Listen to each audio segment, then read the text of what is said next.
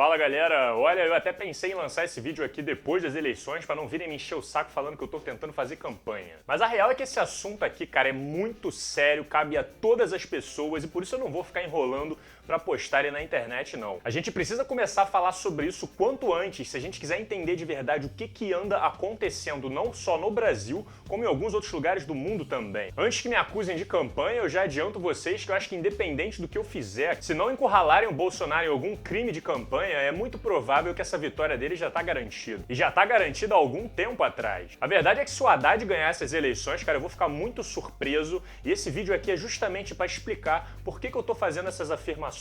E eu preciso que todos vocês prestem bastante atenção porque o que eu tenho para dizer aqui é muito sério. Vai parecer um pouco teoria da conspiração, mas eu fiz questão de coletar referências de qualidade para tudo que vai ser dito nesse vídeo aqui e vai estar tudo disponível no primeiro comentário embaixo do vídeo para quem quiser consultar. Esse é o raro caso em que uma conspiração acaba estando correta. Beleza? Estão prontos? Então, vambora!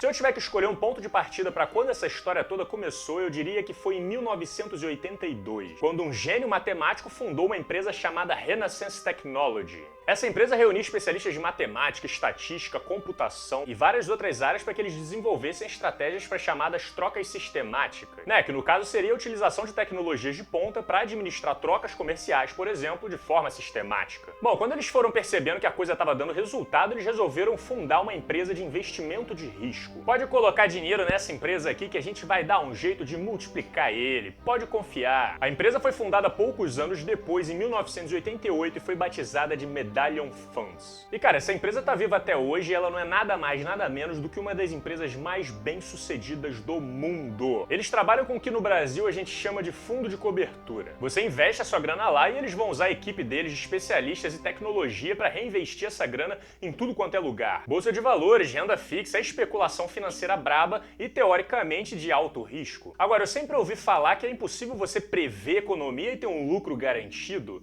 mas aparentemente parece que a Medallion consegue fazer isso muito bem. De acordo com uma matéria da Forbes de 2017, essa empresa está avaliada em 44 bilhões de dólares. Os caras só crescem absurdamente, cara. Quanto é que a maior queda que eles tiveram num período de 5 anos foi de 0,5%. Que crise econômica o quê, rapaz? Isso aqui é festa todo dia! E o curioso é que eles não revelam os segredos dele. O máximo que a gente sabe é que eles possuem aproximadamente 300 funcionários, sendo um terço deles com altíssima especialidade, com formação acadêmica e são escolhidos a dedo para participar dessa equipe. Tendo em mente que essa empresa foi desenvolvida por matemáticos e especialistas em informática, não é muito difícil a gente imaginar que esses caras estão desenvolvendo tecnologia de ponta para poder encontrar furo no mercado econômico. Quem está acompanhando minimamente o progresso científico do mundo sabe que tem muita gente trabalhando e desenvolvendo inteligência artificial. E estão desenvolvendo e analisando algoritmos que sejam capazes de lidar com uma quantidade absurda de dados e te tirar um direcionamento através disso, coisa que não existia há 20 anos atrás. Bom, partindo dessa informação, acho que fica fácil a gente entender que essa empresa armazena muitos dos bons cérebros que a gente tem no mundo para desenvolver a inteligência artificial, fazerem a análise de quantidade absurda de dados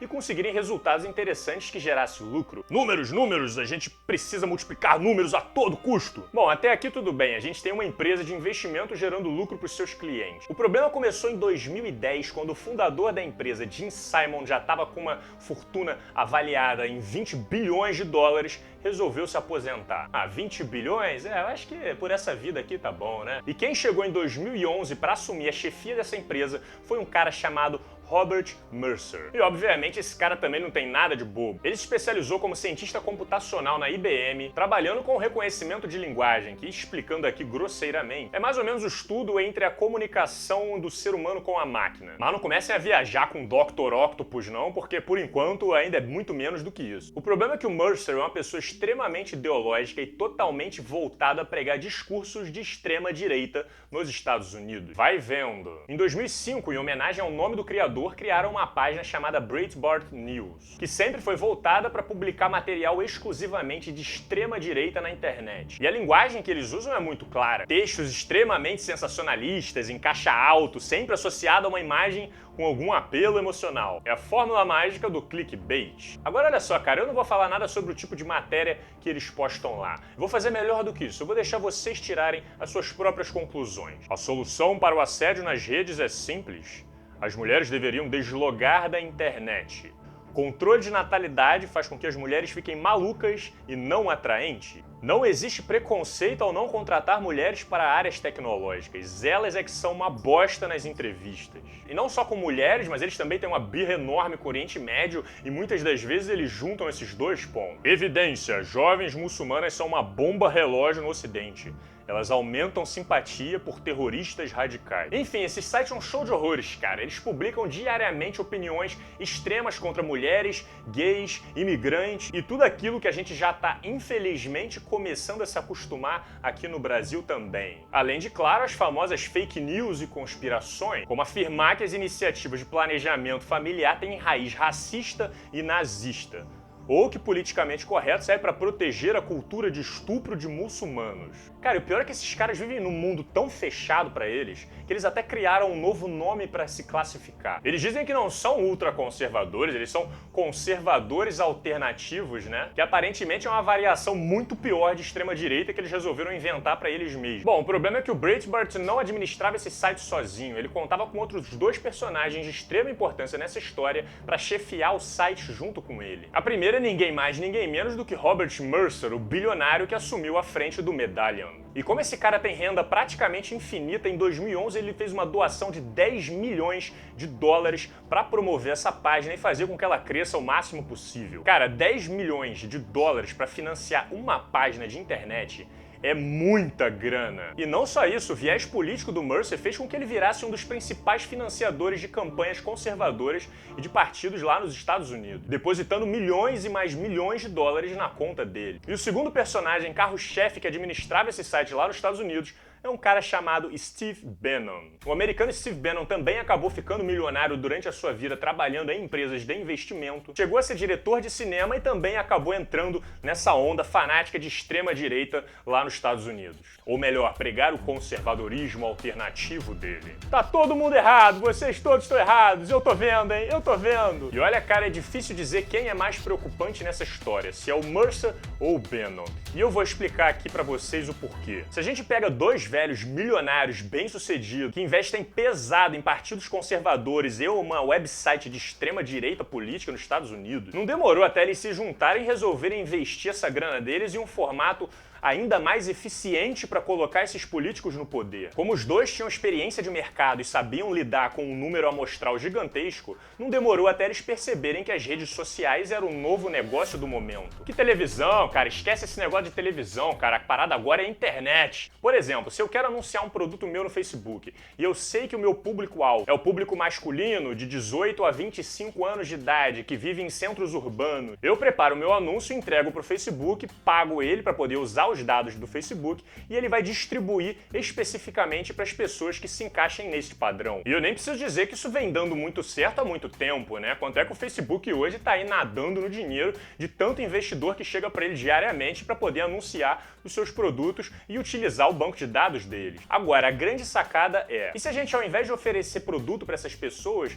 se a gente começar a oferecer política para elas? Se você parar para pensar, não é por acaso que o nome é propaganda eleitoral, né? O problema é que, ao invés de tentar negociar e usar as ferramentas legais do Facebook para fazer isso, eles resolveram ir muito mais longe, desenvolver e aprimorar um novo modelo de campanha. Um tipo de campanha que fosse realmente eficaz e capaz de convencer os eleitores a votar no seu candidato. E se a gente vender um candidato para as pessoas nas redes sociais? E o que eles fizeram foi o seguinte: 3 itens eram necessários para que esse plano desse certo. Primeiro, eles precisariam de muitos dados sobre todo mundo. Tudo quanto é tipo de dado, tipo o que você gosta de comer, onde você mora, que carro que você dirige, que tipo de conteúdo você gosta de consumir, qualquer coisa tá valendo. Segundo, nenhum ser humano seria capaz de analisar ali manualmente uma quantidade de dados tão grande quanto a que eles precisavam. Então eles precisariam de inteligência artificial sofisticada para fazer esse serviço para eles. E 3, eles precisariam de experiência na área de engenharia psicossocial para saber como lidar e interpretar esses resultados. Como saber quais notícias a gente deve enviar para cada público, como interpretar a reação, o que esperar delas. E para conseguir focar nesses 3 pontos sem precisar vincular a imagem da Medallion, o Mercer resolveu então fundar uma empresa chamada Cambridge Analytica. Mas essa empresa não conseguiria agir sozinha. Para realizar o terceiro ponto, eles fizeram uma parceria com uma outra grande empresa que já vinha trabalhando com isso há bastante tempo, chamada SCL. E vale a pena falar um pouco sobre ela para vocês. A SCL é uma empresa séria que tem mais de 25 anos de experiência realizando serviços no mundo inteiro. Serviços de, nas palavras deles, fornecimento de dados, análise e estratégia para governos e organizações militares no mundo inteiro. Por mais de 25 anos, nós conduzimos programas de mudança comportamental em mais de 60 países e vimos sendo formalmente reconhecidos pelo nosso trabalho na defesa e mudança social. Ou seja, a gente está falando aqui sobre uma empresa de inteligência que há décadas estuda como manipular o comportamento social das pessoas. Eles têm experiência em como modular a percepção do voto e aconselham governos no mundo inteiro em como realizar operações psicológicas. Eles já afirmaram que realizaram vários experimentos em regiões como o Caribe e África, porque lá as leis de privacidade são mais flexíveis e por isso eles poderiam testar melhor as suas técnicas na população. Opa, vamos testar então esses dados aqui lá no quintal de casa, quer dizer, lá na África? Bom, então se o Mercer e o Bannon estavam atrás de especialistas que saberiam como modular a percepção de voto, realizar operações psicológicas para utilizar como estratégia no seu novo modelo de campanha, eles tinham acabado de encontrar as pessoas certas. Agora, com a Cambridge Analytica trabalhando junto com a SCL, eles só precisariam focar nos outros 2 pontos para realizar o seu projeto: dados e algoritmo. A parte dos algoritmos eu acho que foi bem fácil do Mercer resolver, já que ele era o atual administrador da Medallion, que concentra alguns dos maiores especialistas de mercado do mundo. Eu não encontrei evidências diretas da participação da Medallion dentro da Cambridge Analytica, mas eu acho difícil imaginar que essa relação não existiu. Até porque tudo indica que eles conseguiram concluir muito bem essa parte dos algoritmos. Então só o ponto que faltava agora era conseguir os tão almejados dados sobre a população. A SCL já tem um banco de dados relativamente grande com informações de países do mundo inteiro, mas para quem trabalha com o mercado sabe que quanto mais dado você tiver, melhor. Por isso eles não perderam muito tempo e já começaram a colocar a nova máquina de campanha deles para trabalhar ainda em 2013, nas eleições de Virgínia. Mas acabaram perdendo na primeira vez. Vamos lá, onde é que será que a gente errou, hein, cara? Vamos aperfeiçoar isso daqui. Em 2016, alguns anos depois, a empresa chegou para apoiar o candidato Ted Cruz na corrida presidencial americana. O Mercer doou para ele o apelidado Super PAC, no valor de 11 milhões de dólares e colocou a sua equipe para trabalhar nesse seu novo método de campanha. E eu achei especialmente interessante esse caso do Ted Cruz, porque no começo eles chegaram a explicar um pouco para a mídia como é que estava funcionando esse novo formato de campanha. E eu vou explicar aqui brevemente para vocês. Até aquele momento eles revelaram que tinham feito uma pesquisa com 150 mil civis americanos, captando o máximo de informações possíveis de perfis do Facebook, de curtidas, de compartilhamentos, as páginas que essas pessoas acompanhavam, e rodaram os algoritmos em cima desses dados com o objetivo de categorizar essas pessoas. Inicialmente eles encontraram 5 categorias: abertura, conscienciosidade, amabilidade, extroversão e neuroticismo. E através dessas categorias eles saberiam como desenvolver uma propaganda política que fosse de acordo com a personalidade dessas pessoas. Então eles começariam a bombardear a caixa de e-mail e as páginas dessas pessoas com essas propagandas, aumentando assim ainda mais o impacto dela. Por exemplo, as pessoas que entraram na categoria de alto neuroticismo são as pessoas que tendem a ter mais medo. Então, se a gente for elaborar uma campanha para um candidato conservador que tem como uma das pautas a defesa do uso de armas de fogo, a gente faz uma propaganda de um cara invadindo, um bandido invadindo a sua casa e ameaçando a sua família e você não tendo armas para se defender. Porque aí você acerta em cheio no medo dessas pessoas. Ah não, e se um bandido entra aqui em casa, eu não quero que isso aconteça. Agora, se você for categorizado como alta abertura, que são conservadores mais emocionalmente equilibrados, uma propaganda dessa pode parecer muito apelativa, mas uma propaganda mostrando o pai saindo para caçar pato com os filhos no fim de semana e perdendo esse direito pode ter um impacto mais significativo. E esse foi só o começo, cara. A campanha do Ted Cruz serviu para eles testarem e aprimorarem ainda mais algumas das habilidades deles com o objetivo de modular a percepção de voto das pessoas. Através dos resultados, eles avaliaram quais categorias foram mais influenciadas. Algumas mudaram de nome, enquanto outras ganharam subdivisões como tradicionalismo estoico ou true believer. E foram adaptando então essas mensagens para que fossem cada vez mais efetivas no seu público-alvo. A gente ainda não conseguiu a linguagem que a gente queria. Tenta usar um tom um pouco mais dramático dessa vez. Bom, Ted Cruz acabou saindo da corrida presidencial e a Cambridge Analytica, junto ao Mercer e o Bannon, foram procurar outro candidato conservador para apoiar e testar ainda mais as suas novas técnicas de campanha presidencial, que já vinham sendo lapidadas há um tempo. E eles encontraram e esse candidato se chamava Donald Trump.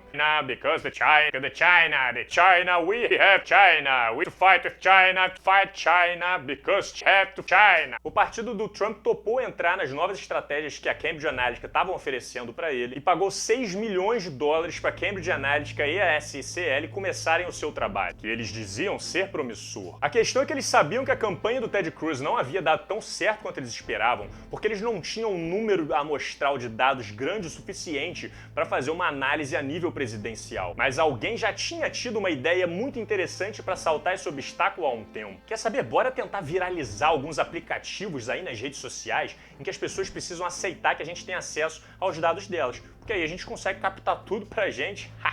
Pois é, fica aí respondendo quizinho de astrologia, todo colorido e bonitinho. Quem você seria se fosse um personagem do Game of Thrones? Ai meu Deus, eu sou um Lannister, eu preciso mostrar isso pra todo mundo.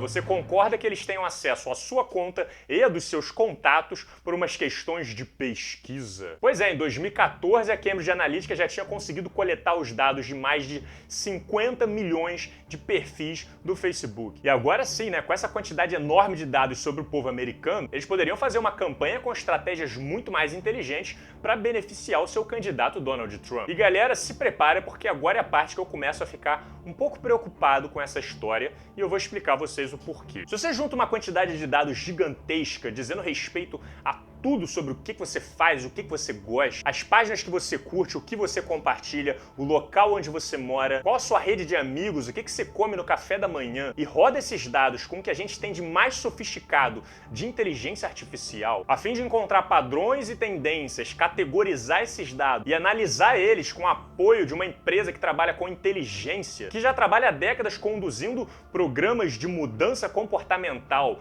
e modulação da percepção de voto, sendo financiada por bilionários ultraconservadores que administram e sustentam uma das páginas mais extremistas do mundo. Não tem como sair coisa boa daí, né? A real é que esses caras avançaram num campo de estudos de manipulação de massas por meio de redes sociais e inteligência artificial que deveria ser preocupação no mundo inteiro nesse momento. E as táticas que eles usam são meio nebulosas, cara. A parada é que eles desenvolveram os chamados gráficos psicológicos. Pouca gente sabe ainda direito como funciona, mas a gente já imagina que eles coletaram e categorizaram tudo quanto fosse personalidade das pessoas por aí e organizaram isso em gráfico. E daí eles começaram a desenvolver estratégias de como fazer para tocar no mais íntimo de cada pessoa. E o pior é que o Bannon acabou descobrindo coisas muito preocupantes nessa área. De acordo com ele, tudo se resume a emoções. O segredo é que você precisa conseguir ativar a emoção das pessoas se você quiser conseguir o engajamento dela. E galera, a gente pode até viver num mundo utópico onde a gente acha que o amor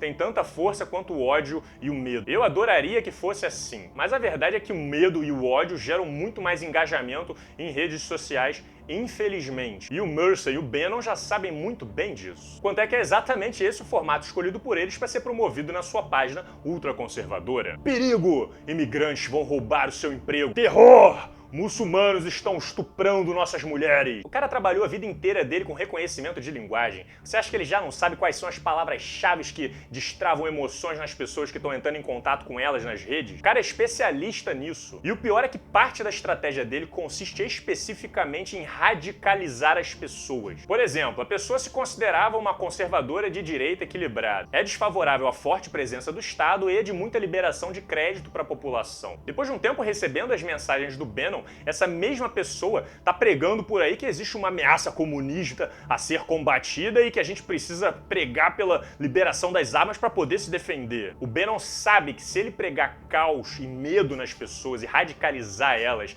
elas vão automaticamente começar a sentir a necessidade de um salvador. Então, ao mesmo tempo em que ele ataca com palavras e abordagens sensacionalistas na ferida das pessoas, ele faz o inverso com palavras-chave dizendo que uma pessoa vai chegar para te salvar e resolver todos os seus problemas e te trazer segurança novamente. E eu digo diariamente porque o método de campanha do Bannon é praticamente 24 horas, é período integral. Diferente de televisão, que você tem um período de horário eleitoral, o Bannon montou uma base, uma empresa com centenas de pessoas trabalhando diariamente, focadas exclusivamente em criar sites, escrever textos e blogs e matérias sensacionalistas, criar correntes, isso em diversas categorias de abordagens diferentes, e bombardear o tempo inteiro as redes sociais dessas pessoas que nem se deram conta que tiveram seus dados roubados. Galera, vocês estão entendendo aqui a gravidade da coisa? Isso é inteligência artificial analisando dados roubados com estratégias de lavagem cerebral. Isso é muito grave. Meu Deus, o que tá acontecendo nos Estados Unidos? Esse pessoal ficou louco, ninguém imaginou que eles iriam eleger o Trump. O cara fala que vai mandar os próprios mexicanos construírem o muro da fronteira e eles que vão pagar a conta e ninguém acha isso estranho? Pois é, aliás, essa ideia de construir o muro veio diretamente do Bannon, que virou conselheiro de campanha do Trump, porque ele sabia que isso iria gerar engajamento. E não tem problema não, ó, pode falar, fala com vontade, porque isso aí vai gerar engajamento e a gente já tem toda a nossa equipe preparada para acalmar a população e mostrar que você tem razão no final. Para vocês terem uma ideia, a famosa revista Times publicou uma edição com o Bannon na capa, dizendo The Great Manipulator, ou seja, o super manipulador de massas, que é o que ele acabou se tornando mesmo. E para piorar esse cenário, cara, um dos acordos que foram feitos com o partido do Trump é que se o Trump fosse eleito, o Bannon entraria na Casa Branca como seu estrategista político. Esse cara virou chefe de estratégia norte-americano. Agora, você imagina os Estados Unidos elegendo o Trump como presidente e levando como seu braço direito o Bannon, o grande manipulador de massas fanático de extrema direita que chefia uma das páginas mais extremistas do mundo. É óbvio que as pessoas ficaram preocupadas. Holy shit, man, what's going on in America? E pra vocês terem noção de quão louco esse cara é, cara, nem o Trump conseguiu ficar perto dele por muito tempo. Aparentemente eles brigaram algumas vezes na Casa Branca e um escritor chamado Michael Wolff, que tinha contatos lá dentro, acabou escrevendo isso tudo, compilou todas essas brigas e botou num livro chamado Fire and Fury, que acabou virando best-seller lá nos Estados Unidos. Esse livro acabou retratando as loucuras que estavam acontecendo dentro da Casa Branca e deu detalhes de que, por exemplo, o Bannon chegou a chamar o Trump de antipatriota. Olha isso, cara, olha isso. E acusou o filho do Trump de ser traidor por estar em contato com agentes russos lá dentro. Pra você ver o nível do cara. Acabou que, graças a toda essa repercussão, o Trump decidiu afastar o Bannon da Casa Branca, dizendo que ele teria perdido a noção das coisas. E que ele entrou como Steve Bannon, mas está saindo como Sloopy Steve, né? Que é uma forma americana de dizer bobão, atrapalhado. E aí todo mundo já tava se perguntando há um tempo. Cara, como é que a gente deixou isso acontecer, cara? Como é que o Trump e esse lunático foram parar lá dentro? Foi só depois das eleições que o pessoal começou a investigar a sério o que era de fato essas novas estratégias de campanha que o Bannon vinha pregando. O que era, afinal, a Cambridge Analytica e o que o Facebook tinha a ver com essa história? Quanto é que no começo desse ano o Facebook foi parar no tribunal americano e teve que responder uma série de perguntas e tomar medidas urgentes em relação à privacidade das suas contas. A Cambridge Analytica foi obrigada a fechar suas portas, assim como a SCL disse que faria, mas está aberta aí até agora. Mas na moral, você tem que ser muito ingênuo para achar que todo esse serviço foi abandonado porque a Cambridge Analytica fechou. Os próprios funcionários falaram: olha, depois que a gente mostrou para as pessoas que as nossas táticas funcionam, o que não falta são clientes do mundo inteiro entrando em contato com a gente para conseguir o nosso serviço também. É um negócio milionário, cara. E é óbvio, né? Você tem em mãos um mecanismo que é capaz de empurrar muito uma campanha presidencial. Mais do que isso, moldar a forma como a população está pensando sobre algum assunto. É uma ferramenta extremamente valiosa, assim como muito perigosa. Eu tenho certeza que essa técnica já está sendo exportada para tudo quanto é canto do mundo, e é por isso que eu estou fazendo esse vídeo, para alertar vocês do que está acontecendo. Eu sei que o mundo está naturalmente entrando numa frente mais conservadora, muito disso devido aos problemas no Oriente Médio, a crise dos refugiados, os imigrantes entrando na Europa, mas utilizar uma ferramenta tecnológica para radicalizar as pessoas propositalmente, através de notícias falsas e tendenciosas, para fazer com que as pessoas queiram eleger líderes de extrema direita, já tá tropeçando no aceitável das questões éticas, né? Caralho! Porra, ética, não te vi no caminho, caralho, eu tava indo lá pegar o poder. Se você pensa que a história do Bannon acabou quando ele foi expulso da Casa Branca, engano seu. A realidade é que a popularidade que ele ganhou quando começou a se envolver mais em política fez com que vários jornalistas fossem até ele pra ver o que ele realmente pensa sobre as coisas. E olha, vocês vão ficar surpresos se eu falar pra vocês o que esse cara anda falando por aí. Ele é completamente louco. Por exemplo, ele acredita que a história da humanidade segue ciclos de destruição e de renovação. E para que as coisas mudem é preciso que a gente dê uma chacoalhada na nossa história. Ele declarou guerra contra a mídia tradicional, dizendo que vai acabar com a mídia tradicional completamente porque tá começando o começo de uma nova era. Engraçado um conservador querer o começo de uma nova era, né? Quando ele foi diretor de cinema por um tempo, cara, ele só fez filme de guerra e de cenários apocalípticos, como por exemplo o documentário chamado Generation Zero, que dá pra ser encontrado no YouTube.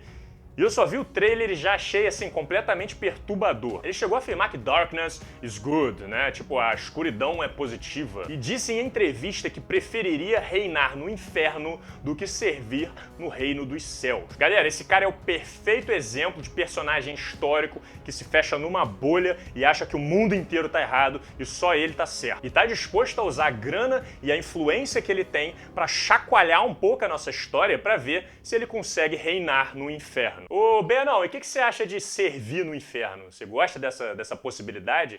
Porque eu acho que o pessoal aqui não tá muito interessado nisso, não. E olha, cara, alguém precisa parar esse cara, porque ele já começou a colocar os planos dele em prática. Ele continua investindo e bombando cada vez mais a página ultraconservadora dele, a Breitbart, conquistando cada vez mais público, continua promovendo e mantendo milhares de páginas destinadas à produção de fake news e matérias sensacionalistas para fazer manipulação de massa e já começou a colocar as suas garrinhas para fora dos Estados Unidos. Para quem não lembra, há pouco tempo atrás, o Reino Unido levantou um plebiscito para ver se as pessoas desejavam sair da União Europeia ou não. Poucos especialistas achavam que a maioria da população ia optar por sair, mas foi exatamente isso que acabou acontecendo. E saiba que o Bannon e a Cambridge Analytica estavam por trás disso, porque um dos crânios da empresa que ajudou eles a desenvolver esse sistema percebeu que o trabalho dele estava sendo utilizado para apoiar causas de extrema direita nos Estados Unidos e no mundo e meteu o pé da empresa e jogou tudo no ventilador. Ele afirmou em entrevista que a Cambridge Analytica teve um papel fundamental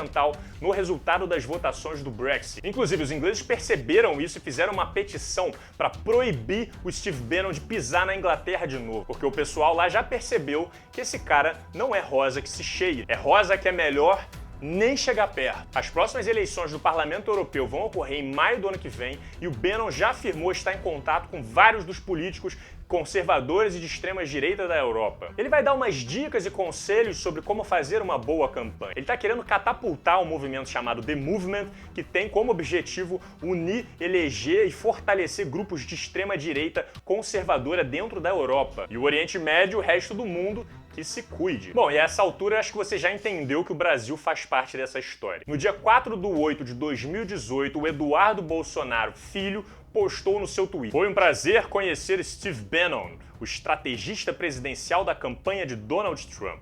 Tivemos uma ótima conversa e nós compartilhamos da mesma visão de mundo.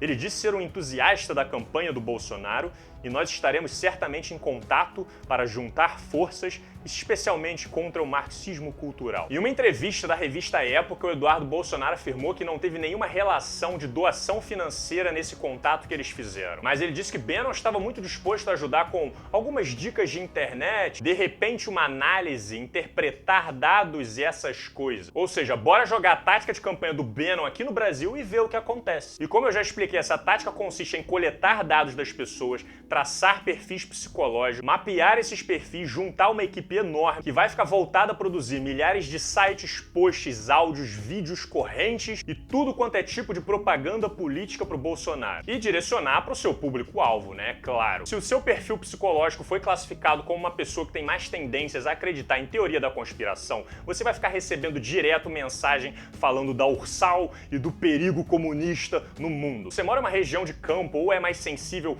ao sentimento de medo, você vai receber uma cachoeira de mensagens falando que os bandidos vão entrar na sua casa e você não vai poder se defender. Agora, se você for um pouco mais intelectualizado, você vai ficar recebendo um monte de notícias falando sobre a quadrilha do PT e a chance do Lula ser solto. E quando eu digo cachoeira de mensagens misturando realidade com fake news, eu não tô exagerando não. Pera aí que eu não tô conseguindo te ouvir direito, é que tem muita fake news gritando no meu ouvido. E quando o pessoal começou a perceber o que estava realmente acontecendo, muita gente começou a ir atrás para tentar descobrir se realmente estava acontecendo um sistema organizado de propagação de fake news pelo Facebook, WhatsApp e outras redes. O Facebook, que foi pressionado pelo tribunal americano, que já está calejado de saber como que esses grupos se organizam, já ficou atento para não deixar acontecer aqui o que aconteceu por lá e perder ainda mais credibilidade na sua plataforma. Quanto é que em julho eles identificaram e removeram 196 páginas e 87 perfis falsos que, de acordo com eles, haviam sido criados com esse objetivo. E o MBL, que não é nada bobo e conhece muito bem o público que tem e sabe que é muito mais fácil e eficiente você mudar uma versão dos fatos do que fingir que ele não existiu,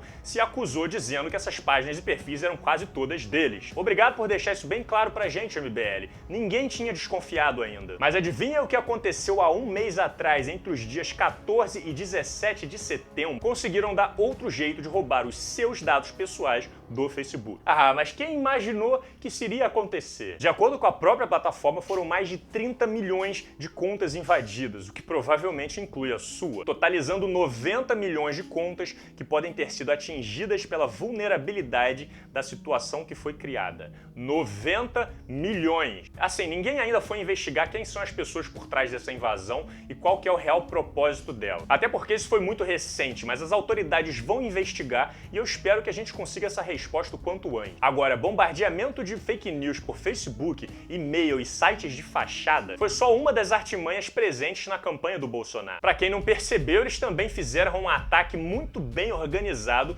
pelo WhatsApp. E eu digo organizada porque cada dia o pessoal tá descobrindo mais a estrutura que foi montada para propagar fake news e notícias radicalizadas, para ir mudando a cabeça das pessoas aos poucos. Para você ter uma ideia, descobriram que eles montaram mais de 1.500 grupos do WhatsApp, sendo vários desses administrados por números de fora do Brasil. Para você ter uma noção de como a coisa era organizada, só os administradores eram permitidos postar. Então não tinha conversa. Era uma plataforma especificamente determinada a postar vídeos, áudios, correntes, textos de tudo quanto é tipo, como eu já expliquei. E aí todas as 200, não sei quantas pessoas que estivessem participando em cada um desses 1.500 grupos, sempre que recebia, divulgava e compartilhava essas notícias dentro de todos os outros grupos de políticos e de pessoas aí pela internet no Brasil inteiro. É o compartilhamento em progressão geométrica. E é aqui que a gente cai em um outro problema seríssimo dessa situação. O Pirula já fez um vídeo muito bom explicando essa parte, mas eu vou enfatizar. A rede social do WhatsApp ela é muito peculiar, porque ela causa um efeito inverso da mídia tradicional. Enquanto na mídia tradicional você tem uma notícia sendo postada por uma instituição, foi a Globo que falou isso aí, cara. Ah, não, foi o Estadão que disse. Acaba que a instituição assume a credibilidade da notícia que está sendo propagada. E no WhatsApp? Quem foi que te disse? Se você foge da Globo ou da Folha de São Paulo porque você tem medo que eles estejam tentando te manipular, quem você acha que tá te mandando essas mensagens no WhatsApp? O Papai Noel? Bolsonaro é a personificação da paz, o Papai Noel nunca mente. Você não faz ideia, né, cara? E sabe qual que é o pior? Justamente por ninguém saber de onde essa informação veio, a fonte da informação acaba virando a última pessoa que te enviou. Cara, olha só o que meu tio me mandou falando sobre o Bolsonaro. Pô, mas será que é real isso aí, cara? Ah, deve ser, cara. Pô, foi meu tio que me mandou. Pois é, e você, tio e pai, quem foi que te mandou? Um amigo seu do trabalho? Alguém aleatório postou num grupo de política e você saiu compartilhando pra sua família? Vocês estão começando a entender qual que é o problema aqui? Essas pessoas que estão produzindo esses textos que vocês estão compartilhando são equipes organizadas, são especialistas em marketing e publicidade e estão usando a relação de confiança que existe dentro de um ciclo familiar, dentro de um ciclo de amigos, para aumentar a credibilidade das notícias falsas que eles estão propagando pra vocês. Afinal de contas, você não vai desconfiar do seu pai, né, que sempre foi muito sensato. E aí quando vocês forem se dar conta, vocês vão perceber que vocês já estão totalmente afogados em um monte de notícias apelativas que tem a ver com o seu perfil psicológico e você acha que é uma boa ideia passar essas notícias adiante. Vocês percebem o problema aqui? E só por curiosidade para quem tem hábito de acompanhar o YouTube, essa negativação em massa que alguns vídeos do Bolsonaro acabam recebendo, muitas das vezes é fruto de correntes do WhatsApp onde alguém aleatório acaba criando uma corrente falando: urgente, este vídeo quer manchar a imagem do mito. Acesse o vídeo e dê dislike, só vai demorar 15 segundos pelo futuro do Brasil. Tô sabendo. Agora, como se isso tudo já não fosse problema suficiente, eu quero atentar vocês para um outro problema bem específico e igualmente grave. O Bannon fez uma afirmação em uma das suas entrevistas que me chamou a atenção de uma forma bem especial. Ele disse o seguinte: o segredo é que as pessoas não saibam de onde vem a informação, porque quando a fonte existe, a próxima pergunta imediata é: quem foi que postou?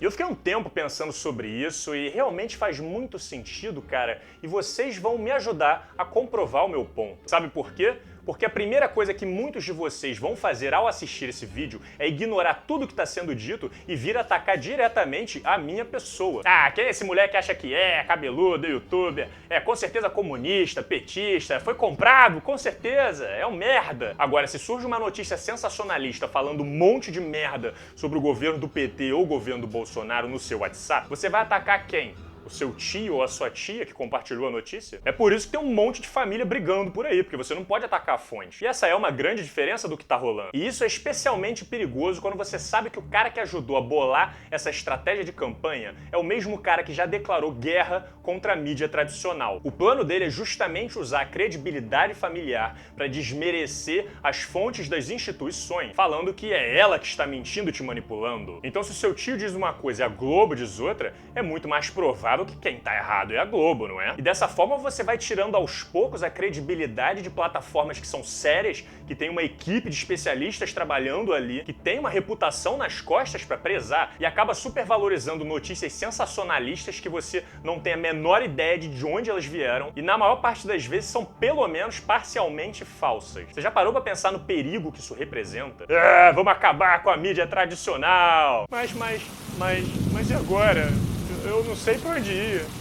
Alguém me ajuda? Então, assim, seria muita arrogância da minha parte falar que todos vocês que são eleitores do Bolsonaro estão sendo manipulados. Eu não tenho dúvida nenhuma de que no meio dessa zona toda tem pessoas sensatas, com formação acadêmica, com argumentos que vão além dessas fake news, que sabem ter um mínimo de uma discussão saudável no meio desse mar de loucura. Mas agora, vocês têm que concordar comigo que tem uma parcela bastante razoável de pessoas que foram e continuam sendo manipuladas por esse estilo de campanha. E sabe o que é mais interessante? Dá pra gente descobrir de uma forma fácil se você faz parte da parcela que está sendo manipulada ou se você faz parte da parcela das pessoas mais sensatas, mais maduras, com opiniões mais esclarecidas. Onde será que você se encaixa? Primeiro, pega o seu celular e dá uma olhada nele. Ele tá recheado de correntes de WhatsApp, de informações sensacionalistas com palavras perigo, urgente, a verdade, o medo, todas elas sem fonte nenhuma. Você andou compartilhando essas mensagens sem checar a veracidade delas? Caso você esteja fazendo isso, você está na parcela dos manipulados. Segundo, as páginas e sites que você acompanha na internet, elas têm algum compromisso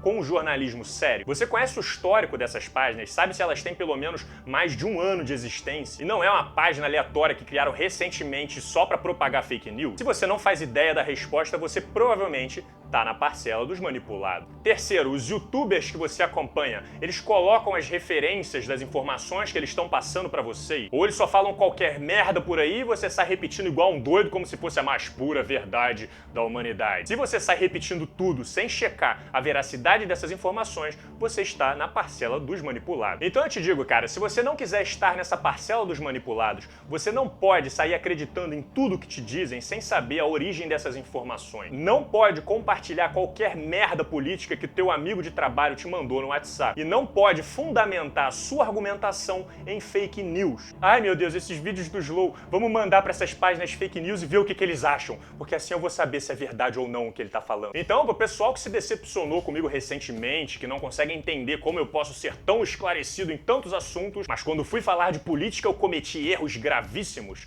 Tá aqui a minha resposta. A base de referências que eu utilizo para formar minha opinião é completamente diferente da de muitos de vocês. Tudo que está sendo dito nesse vídeo, por exemplo, está fundamentado no New York Times, na Forbes, no Washington Post, The Independent, The Guardian, LA Times, Newsweek, HuffPost, BBC, Bloomberg, Deutsche Welle, CNN, e isso aqui é só para começar. Plataformas de altíssima credibilidade pelo mundo todo. E você tá se baseando em quê? Naquela página sensacionalista que não bota fonte de porra nenhuma do que ela fala? Ou no seu youtuber favorito que só fala merda sem se preocupar com a veracidade de nada do que ele tá dizendo, porque ele sabe que vocês não se importam com isso? Você tá começando a entender aqui a diferença entre a base dos nossos posicionamentos? Eu tô apoiado nos ombros de gigantes, meu irmão. Você tá apoiado no que o seu tio te mandou. Então, você quer conversar sério comigo? Vamos conversar. O Brasil está em segundo turno de eleições para escolher a presidência. O argumento máximo de maior preocupação que eu vejo os dois lados do debate pregar é que há um risco para nossa democracia e a gente poderia acabar caindo numa ditadura. Se o PT entrar, a gente pode acabar escorregando para uma ditadura comunista igual a da Venezuela. Se o Bolsonaro entrar, a gente corre risco de entrar num período de autoritarismo, podendo escorregar para uma ditadura militar. Então, beleza, me diz aí quais são as suas fontes para afirmar que se o PT assumir de novo, a gente corre risco de virar uma ditadura venezuelana. Você está se baseando em quê para afirmar isso? Porque antes de eu me posicionar, eu fui fazer uma pesquisa. Porque eu procurei em tudo quanto fosse plataforma séria, qualquer material sério que afirmasse sobre os riscos do Brasil virar uma Venezuela se o PT assumisse o governo de novo. E adivinhem só, eu não encontrei nada. Pelo contrário, pouco que eu encontrei desse assunto sendo falado em plataformas sérias foi justamente o contrário. Especialistas comparando a situação desses dois países e dizendo que essas previsões são absurdas e infundadas. O tamanho do país é diferente, a estrutura industrial é completamente diferente, as relações econômicas com o exterior são diferentes, a política é outra. A única coisa que existe em comum entre esses dois países é que ambos são liderados por partidos de viés de esquerda e ambos estão em crise econômica. E acabou. Agora, me pergunta se eu encontrei alguma plataforma séria falando sobre os riscos do Brasil eleger o Bolsonaro e entrar num período autoritário e com risco de cair numa ditadura militar. Ah, isso aí eu encontrei aos montes. The Economist, o perigo imposto por Jair Bolsonaro. The Guardian, o perigoso candidato liderando a corrida presidencial no Brasil. New York Times, Brasil flerta com tempos sombrios. E muitas outras páginas sérias falando a mesma coisa. Cara, tem uma palestra de um professor de Harvard que estuda democracias no mundo inteiro, escreveu um livro falando sobre os riscos de uma democracia e dizendo que o Bolsonaro preenche os requisitos que são ameaçadores a uma democracia. E eu nem vou falar sobre as infinitas matérias de plataformas sérias brasileiras alertando a população sobre os riscos de um governo do Bolsonaro. Porque o plano do Bannon já tá funcionando e se eu fizesse isso, ninguém mais ia acreditar, ia todo mundo falar que todas essas entidades foram compradas pelo PT para esconder a grande verdade da humanidade que só você tem dentro do seu bolso compartilhado por alguém que você não faz ideia de quem seja. Por favor, cara, não venham me chamar de petista, porque a última coisa que eu queria é que tivessem colocado o PT para disputar esse segundo turno de novo. E vocês sabem disso. Mas agora, se for para colocar um capitão maluco, conservador, de extrema direita, autoritário, que declara abertamente admiração pelo período da ditadura militar, que faz voto de honra pro cara que administrou centros de tortura, que tem um comandante do exército como vice, que parece ser mais maluco do que ele, que juntou forças com uma pessoa que diz que o mundo